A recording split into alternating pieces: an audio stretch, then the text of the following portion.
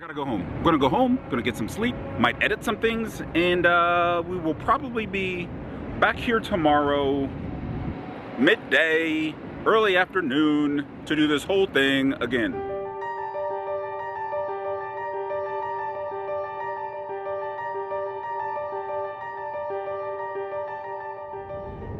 Good morning, Sunday morning, September, I don't know, 11th?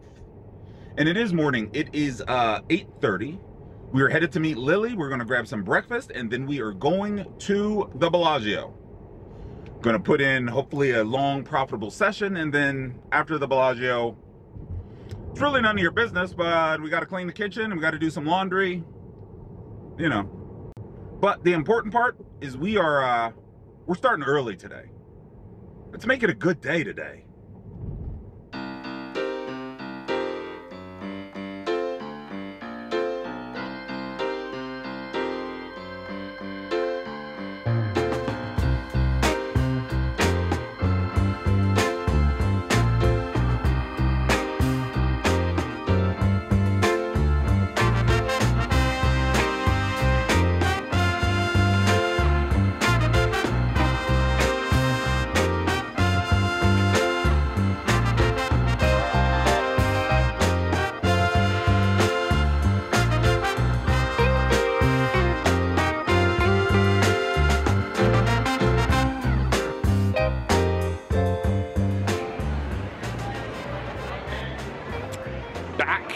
At the Bellagio.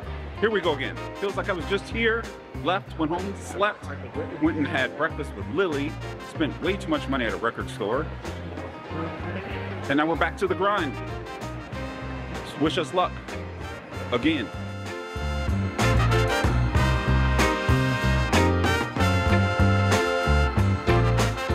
So after a semi-decent night's sleep, we head over to Lily's, scoop her up, grab some breakfast, drop her back off at home, hit the record store for some new old vinyl, because I'm old school, and then make a beeline back to the Bellagio.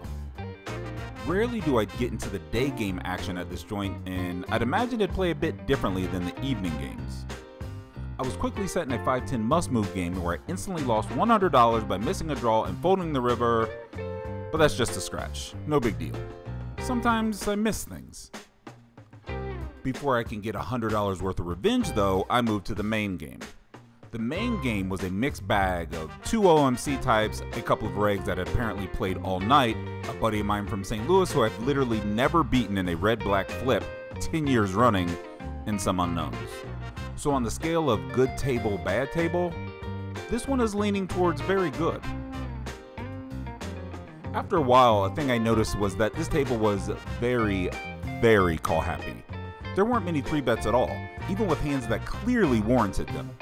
This essentially meant that a good portion of the table was playing single-raise pots with stronger hands than you would naturally think they had, which made taking passive lines paramount and folding to overt aggression easy.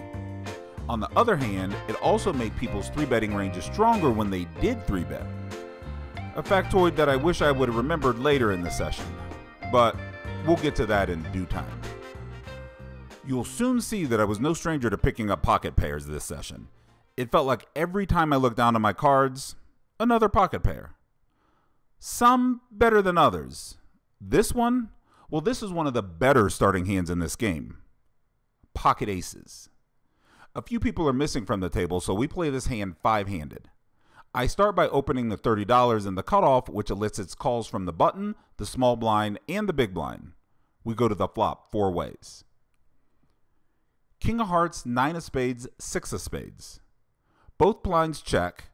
I slide $70 into the middle, and only the big blind calls. Of the 4 of us, the big blind has the widest range, so he can be continuing with a ton of things here. Top pair, straight draws, flush draws. We are nowhere near safe. The turn jack of diamonds isn't a game changer, but it's not a blank either. I could go either way with betting here. When the big blind checks, I decide to check behind with plans on betting some rivers. The river 8 of spades isn't one of those rivers. However, before I can take an action, the big blind decides to take it for me and leads for $160. Having the ace of spades in my hand isn't good here. Although it is blocking the nuts, it's a card that I'd want him to have.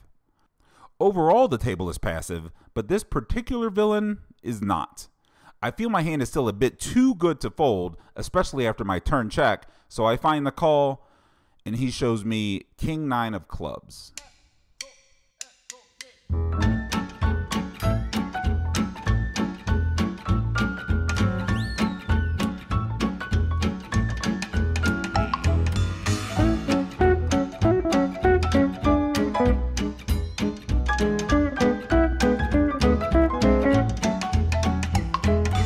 When I said that I picked up a lot of pocket pairs, I wasn't joking.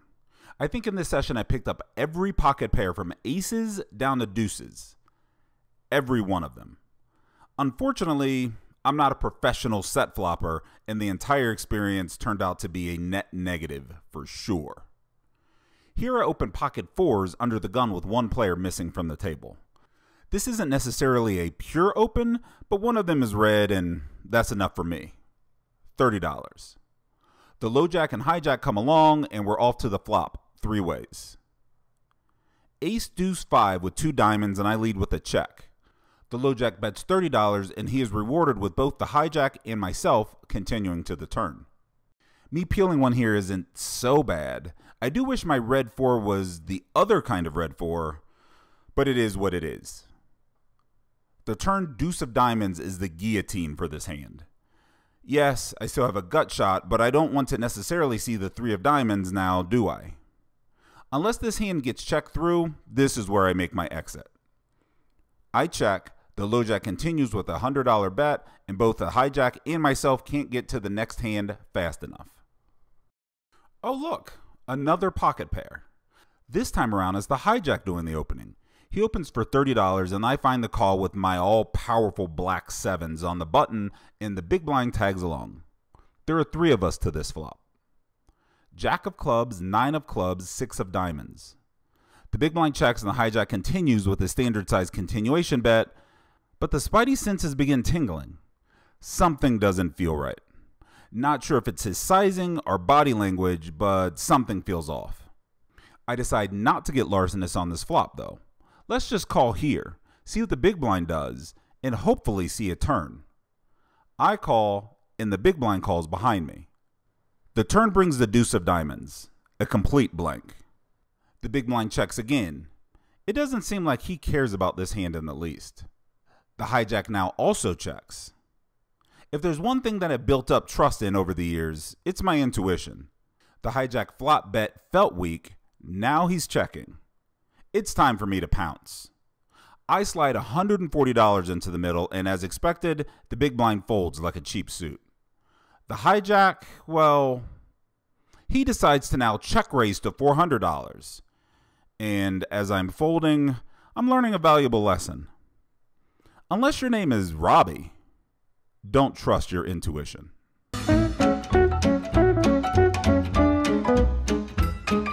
A few hands later, another pocket pair. So far, they really just haven't been working out for me. But what are we going to do? We battle on. Here in the hijack position, we open at $30. The cutoff folds, the button folds, the small blind folds, and the big blind? The big blind folds too. We win. Let's all celebrate and have a good time. You know, sometimes you don't get pocket pairs. And sometimes you play hands horribly pre-flop and then just finesse your way to victory. And sometimes both these things happen in the very same hand. Here we open ace-queen offsuit to $30 from under the gun. This is a pretty standard open. At this point, we've played this hand 100% correctly. That percentage is getting ready to drop precipitously. Really, dude? Precipitously? Really? Man, you're really getting your money's worth out of that highbrow Iowa State education, aren't you? This man said precipitously. Action folds to the button, and he puts in a 3-bet to $120. This isn't a normal 3-bet for these games. This is actually a tad bit on the larger side. So, I'll rephrase. Action folds to the button, and he puts in a large 3-bet to $120. In this spot, with my exact hand, I have 2 options. I 4-bet his ass, or I fold. Those are the options. I know these options. Studying these exact options is what I've spent a lot of time doing over the past 7 months. So what do I do with my studied knowledge? I invent a third option called call and slide out $120. Now we're off to the flop heads up, and I'm most likely flipping or dominated. This isn't good. The flop of 7 of clubs, 5 of diamonds, 5 of spades might be my saving grace. With this flop, I have an advantage. I'm calling pre with more 7s and 5s than he's 3-betting with. I feel good about this flop. I check. The button could continue here, but he chooses not to. He checks it back. The 9 of diamonds changes not much. I check again, and he also checks. The jack of spades falls on the river. Now, things could get interesting. I seriously doubt I have the best hand. It's possible, sure, but I just don't feel like I do.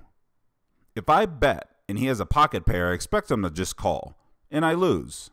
However, if he has ace-king, or if we have the exact same hand, he might fold. I slide $100 out into the middle. The button picks up his cards and tosses them into the muck.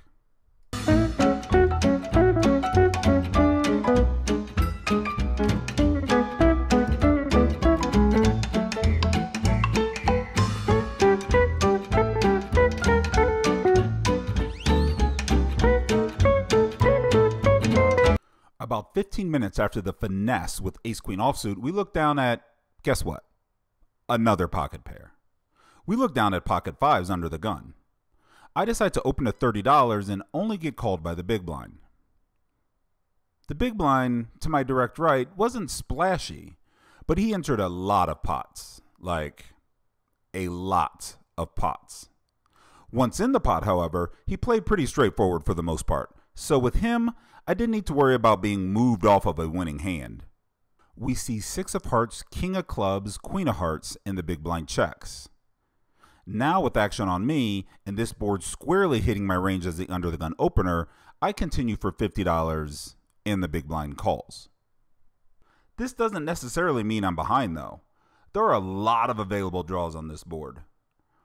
The dealer burns and turns a magical card, the 5 of diamonds. So my not necessarily behind hand leapfrogs most of his holdings that were ahead to take the lead rounding the turn. He checks again. I continue with my story, which is now legitimate, and bet $100, praying for a call. My prayers, though, go unanswered, as he doesn't take too long with it before folding. Here's an interesting one. Our friend on my right limps from the hijack, and I raise it up to $40 with, you know it, a pocket pair. Action folds back around to our flaccidly betting friend. Flaccid? Did you just say, you know what? Never mind. You do you, bro. And he finds the call and immediately checks dark. Very similar to the last hand we played together, we see a flop that's great for my range, but not so great for my exact hand, in 5 of diamonds, king of clubs, queen of spades. With the dark check in play, action is on me. Unlike the previous flop, this one isn't so draw heavy. I bet small, $20, like I would with a large portion of my range here. He calls the $20. The jack of spades is mostly neutral. When he checks, I decide not to continue betting and check behind, looking to bet a lot of rivers. The ace of hearts falls on the river and he checks a final time. Again, I'm not convinced that I have the best hand. I might, maybe, but what if he just has 9s? Or what if he just ran into that jack? We got to get those hands out of here. I toss in $50 and he goes into the tank. He says that he hates that I bet $50 rather than $150. Oh my gosh, why did you bet 150? You wouldn't call 100. I was going to, yeah. Actually, I was snapped by that. He's convinced that I have a king or a queen. Milky. This is milky. This makes you think you have one of those. It has to be a pre-flop raise, which is so... not a good hand. Like something like an 8-7 suited type shit.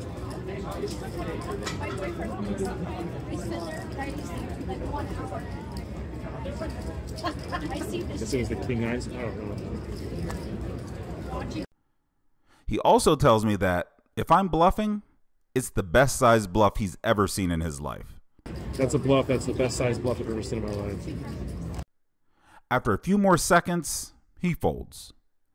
I expose my hand, and he cries in agony. Ah! I love this game.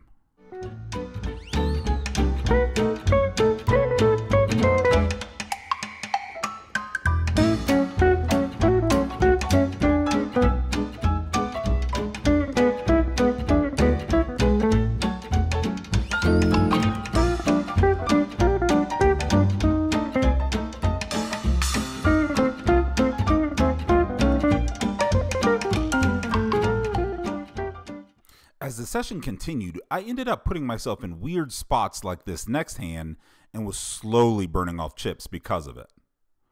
From the low jack, I opened at $30 with Jack 10 suited and get a call from both the button and the big blind. Three ways we see a flop of Queen 8-6 rainbow and the big blind checks. I check as well with my gut shot straight draw, and the button elects not to bet either. The king of clubs improves my gut shot to an open-ended straight draw, and now the big blind leads out for $80, which I call. Yeah, it's a liberal call here to this size bet, especially when my club outs aren't clean. With the action now on the button, he decides to shove for about $600, which is very quickly called by the big blind. Ugh. I fold.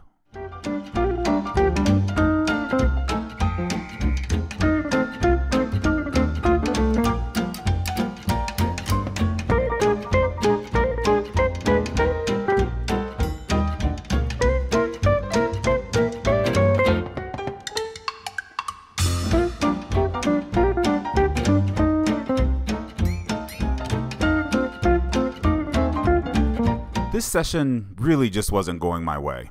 And it's weird how you can sometimes feel that internally. Sometimes you can just feel that the momentum isn't on your side.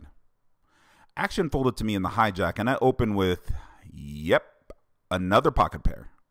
Two black kings, and only get action from my friend from St. Louis in the big blind. Ace, queen, ace with two spades. These boards, it's always something, ain't it? On the bright side, seeing two aces is better than seeing just one, I guess. The big blind checks, and with top under pair to the board, I check it back.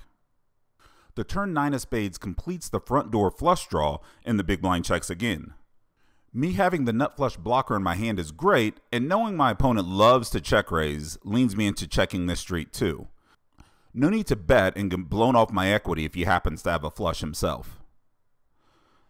The river jack of clubs doesn't bring in my flush, but hopefully it improves our villain. Here he leads out for $20, which is about 1/3 pot, a decent blocking size. It keeps me from betting larger and really de-incentivizes me raising without having better than two pair. We find the call, and he insta-mucks his hand. Don't get me wrong, obviously I'm happy I won the pot, but man, I had such high hopes for these kings.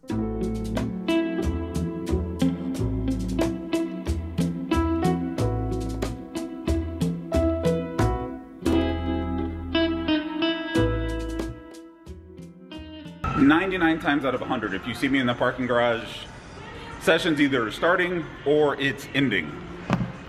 This time I'm in the parking garage because we're going to do a mid-session update here. Jaman, why are you doing a mid-session update in the parking garage? I'll tell you. Because my phone is getting ready to die and my car charges it faster than I can charge it at the tables. So, parking garage, mid-session update. So if we want to chat about the actual game I'm in for 1,500, I think I currently have about 600 or 700 in front of me, which means I'm stuck. And the reason I'm stuck is the flops just aren't cooperating. The turns are no help. The river has been a disappointment. And my hands just aren't, you know, like nothing is doing what it's supposed to do. Which means stuck. So I'm gonna probably give this a couple more hours, see if we can turn it around, and turn it around or not. We're gonna get out of here and probably have some dinner plans later, so it just is gonna be what it's gonna be. That's it. Returning from the mid-session update, I was hell-bent on getting this momentum turned around. That was my mindset mistake number one. You can't force the game to come to you. It doesn't often work that way. Mostly you just have to wait, be patient, and let the game come to you at its own pace. Here I open Ace-King offsuit to $30 from the hijack, which is perfectly fine. The button, who I didn't have a real read on either way, 3-bets to $110, which again is slightly on the larger side. The small blind cold calls, which is kind of insane. At this point, my stack is kind of awkward at around $900. It makes 4-bet sizing very strange. Out of position to the original raiser rather than being in position makes a huge difference. I settle on $400 and slide that into the middle. The button wastes no time in saying raise and throws in a yellow $1,000 chip. The small blind, who honestly shouldn't have been in the hand anyway, folds, and I really have no recourse at this point but to move in, which is really what I wanted to do in the first place. We elect to run it twice.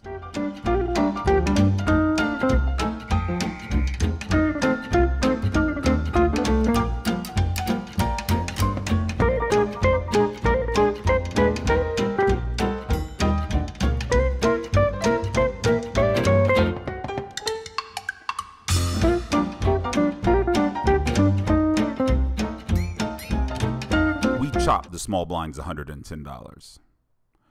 Not really the double up I wanted, but I'll take it. A few hands later, we get into another pot with our new friend on our right. In this hand, the $20 under the gun straddle is on, and our new friend in the hijack makes it $60 to go. Little did he know that poker pocket pair palooza was continuing as I was holding pocket aces. Sizing up a bit against this guy because he's not big on folding, I make it $200 and he just shoves for, I don't know, $1 million. I snap for about $800. We decide to run it twice. I get the clean run out on both boards and double up versus his pocket tens. So after doubling up with aces, we immediately pick up pocket jacks, open for $30 and get no action. This was followed immediately by opening king-queen offsuit, getting 3-bet from the button, and folding. And then immediately following that, we open pocket 3s under the gun and are forced to find a fold when 3 and 4 bets come in front of us. The small flesh wounds with these pocket pairs continued in very rapid succession. 3s again, 9s, deuces, they just kept coming, and I just kept losing with them. Not big pots, mostly just $30 here or $50 there, but that adds up, both financially and mentally. It sucks. I was most likely a bit tilted when this hand went down. If not tilted, then I was definitely mentally fatigued, which is basically the same thing anyway. The low jack opens to $30, the hijack calls, and the most active player at the table, the cutoff, makes it $130. I look down at pocket queens in the big blind because, of course I do. Starting the hand with a little more than $1,100, I put in the cold 4-bet to $400. The low jack and hijack find folds, and now we just have to wait to see what the cutoff is going to do.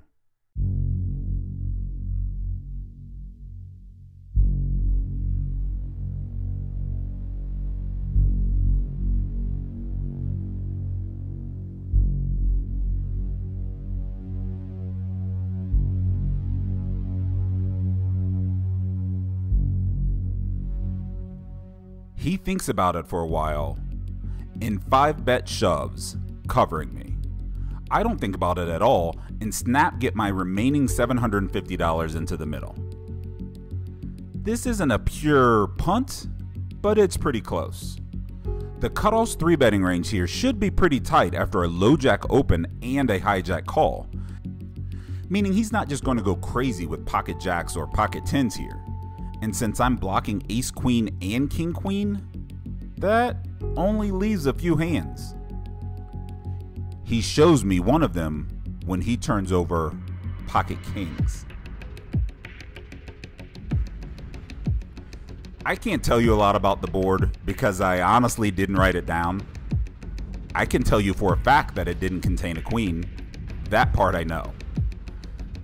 I say goodbye to my chips as the dealer begins sliding them over to their new owner, decide not to rebuy, and we make our way, sadly, out of the poker room.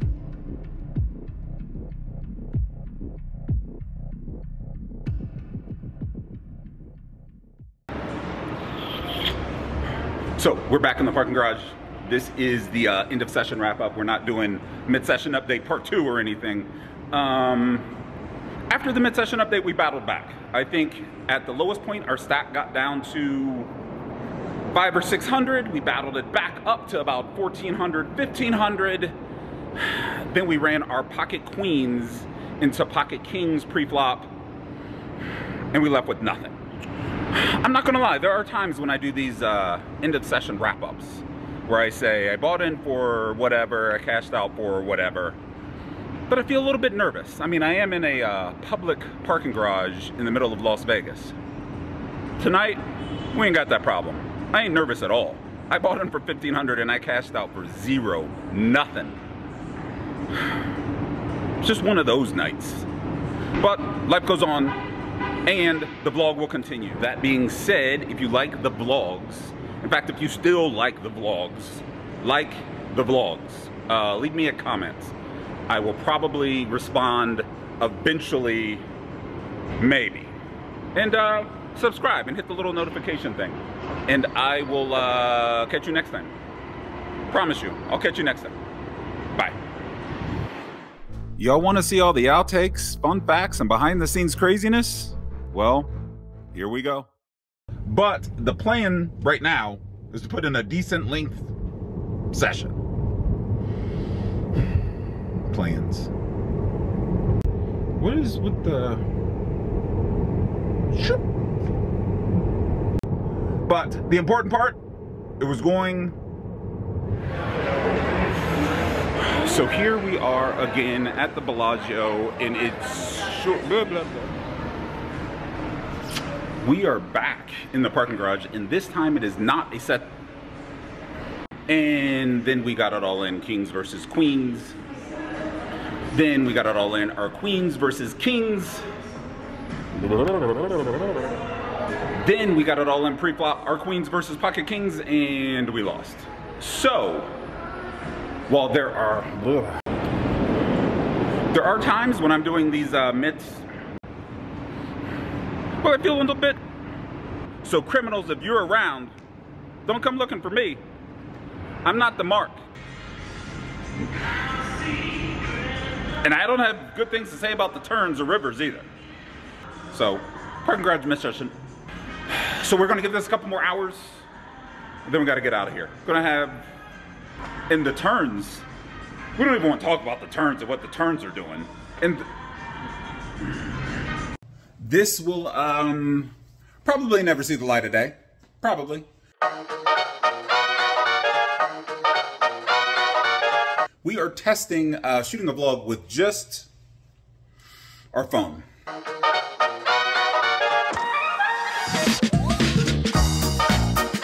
Old school, guerrilla style vlog tactics using just the phone, no fancy jancy expensive camera.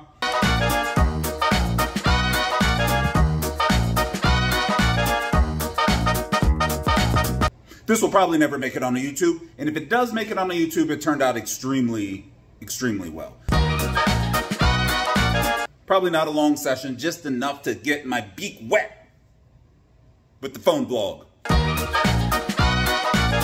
If this camera can survive in low light conditions, then it's a viable alternative.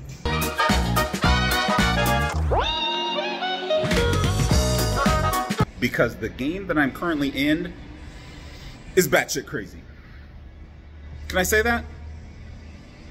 I think that's an apt description. And yes, it is hot as hell, and I still have my hoodie on, and I'm dying. So we are... Mornings are the same. I don't want to play this game. Let me go back to sleep.